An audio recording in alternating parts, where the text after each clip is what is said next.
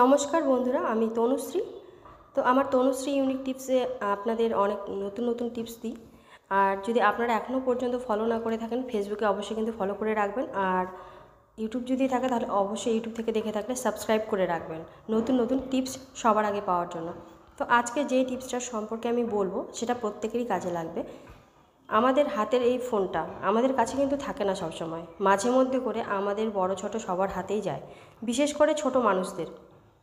Minimum 6-7 বছর 8 বছর এরকম যারা বাচ্চারা আছে, প্রত্যেকটা বাড়িতেই থাকে এরকম পুচকি পুচকি বাচ্চারা, তো তাদের হাতেও কিন্তু ফোনটা যায়।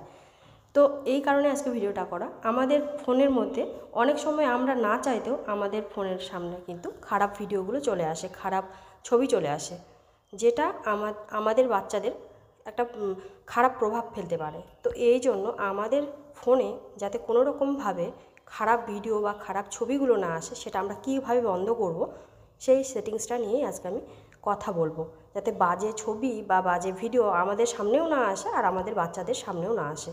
তো চলুন বন্ধুরা দেখে নেওয়া যাক। তো প্রথমত আমরা 3 ডটে গেলাম। এখানে গিয়ে সেটিংসে আপনারা ক্লিক করবেন।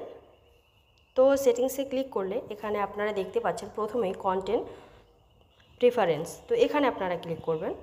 এখানে দেখতে পাচ্ছেন ম্যানেজ ডিফিকাল্টস। তো ম্যানেজ ডিফিকাল্টসে ক্লিক করবেন। ম্যানেজ ডিফিকাল্টসে ক্লিক করার পর এখানে আপনারা 3টা অপশান কিন্তু দেখতে পাচ্ছেন। তো এই 3টা অপশানেরই কিন্তু মেন কাজটা। তো এখানে দেখতে পাচ্ছেন লো কোয়ালিটি কন্টেন্ট, মানে একদম খারাপ লো কোয়ালিটি যেগুলো কন্টেন্ট সেগুলো আপনার সামনে কিভাবে আসবে। তো এখানে ক্লিক করলেই দেখতে পারবেন 3টা অপশান আছে। শো মোর মানে খুব বেশি আসবে, ডিফিকাল্ট মানে কঠিন, সোলেস। তো আমি এখানে সোলেস করে দিয়েছি যাতে কোনো রকম সোলেস কন্টেন্ট আমার সামনে বা আমার কিয়েতে না আসে। তো এটাও আপনারা সোলেস করে দেবেন, সেভ করে দেবেন। ওকে, তো এখানে লেখা আছে, তো আপনারা এই ইংলিশটা পড়ে নেবেন। তারপর এখানে দেখতে পাচ্ছেন unoriginal content and problematic sharing. Unoriginal content বলতে বোঝাচ্ছে যে আমি কিন্তু সবগুলোতেই শোলেস করে রেখেছি, তো আপনারাও শোলেস করে রাখবেন, ঠিক আছে। যেটা অরিজিনাল নয়, আনঅরিজিনাল, তো সেরকম কন্টেন্ট যদি আপনাদের সামনে আসে বা যারা প্রোফাইল চালায় বিশেষ কারণে অন্যের ভিডিও বা ছবি ভালো লাগলো সেটা শেয়ার করে, তো সেটা শেয়ার করার ফলে একটা ইস্যু চলে আসতে পারে। তো এই জন্য কিন্তু এটা সোলেসই করে রাখা ভালো।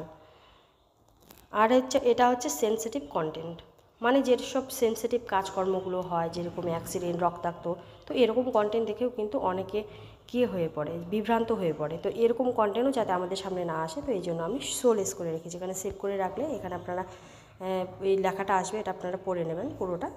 তো এইভাবে আপনারা কিন্তু 3টা সেটিংসই সোলেস করে রাখবেন। তো আপনাদের সামনে 1 সপ্তাহ মিনিমাম অল্প অল্প করে আসবে। 1 সপ্তাহ আপনারা সেগুলো দেখবেন না, ইগনোর করবেন।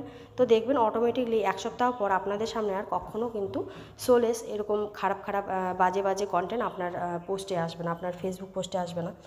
তো বন্ধুরা, আমার এই ছোট্ট টিপসটা যদি সত্যি খুবই উপকার হয় আপনাদের, তাহলে একটু শেয়ার করে দিবেন। আর প্রত্যেকে ভালো থাকবেন, সুস্থ থাকবেন। আজকের মতো এখানে কমপ্লিট করলাম। ধন্যবাদ।